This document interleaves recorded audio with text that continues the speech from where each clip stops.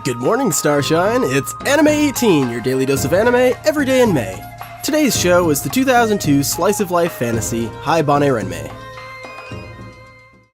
Have you ever had the realization that you're in the middle of a dream, and then you wake up only to be in another layer of the same dream? Well, that pretty much sums up my viewing experience of the opening episodes of Haibane Renmei. Our protagonist Rocco wakes up inside a large cocoon and is greeted by a group of girls sporting halos and pairs of gray wings. They call themselves the Haibane. Turns out Rocco is one of these Haibane as well and undergoes a painful transformation to grow her own wings and wear a traditional halo.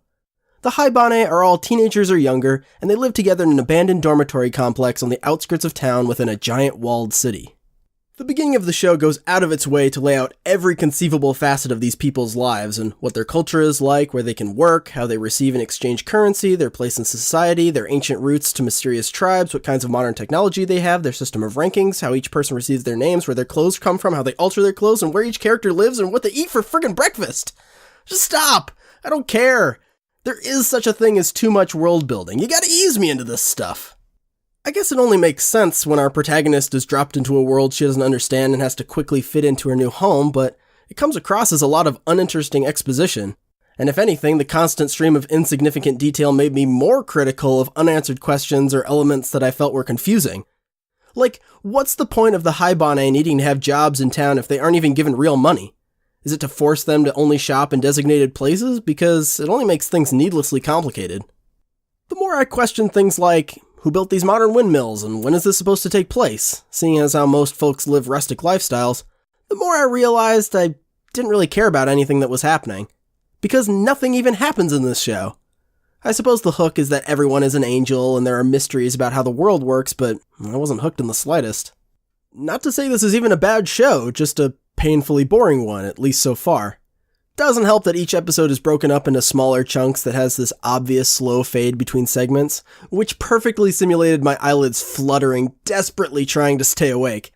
The sensation even gives the whole show this dreamlike feeling and pace where unconnected scenes play out and you're left thinking, what even happened in that last scene? Did it matter? Where am I now? Outside the coolest character in the show by far, Reki, no one really stands out or is particularly likable. Everyone's kind of bland and stereotypical, and their interactions never rise above pleasant. It's like being part of that one friend group where you're all on good terms, and when you hang out there's this sense of familiarity, but only slightly above acquaintances. The show's kind of like that. The show's also not much to look at. The character designs all smack of the early 2000s where everyone just looks like a Full Metal Alchemist character. It's all kind of generic and safe without a whole lot of expressiveness. The environments are also all rundown buildings with a lot of dull browns and grays. Even the clear blue sky is faded and nothing really pops stylistically. There are a smattering of cute design choices and expressions, but overall the package is an unappealing fare. But honestly, I have a hard time hating this show because this type of storytelling is so akin to something that I would have written when I was in school.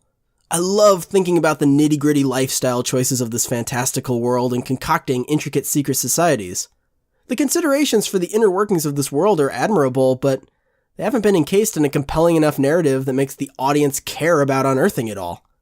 Those details need to be the juicy bits people stumble across in your story to give it more life and believability, not be a front and center necessary to proceed dump of context.